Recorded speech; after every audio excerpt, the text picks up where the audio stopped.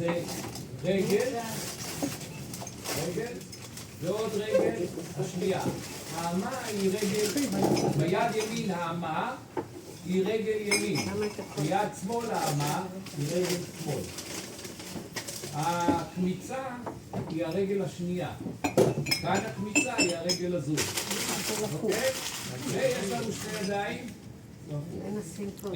יש לנו שתי רגליים, שתי ידיים, ראש, צוואר. הראש יש לו שתי חלקים, והראש וזה הצוואר, כן?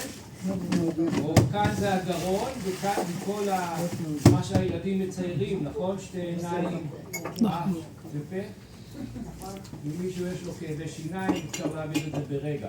לפעמים אתה הולך לרופא שיניים, פוגע לך בעצם.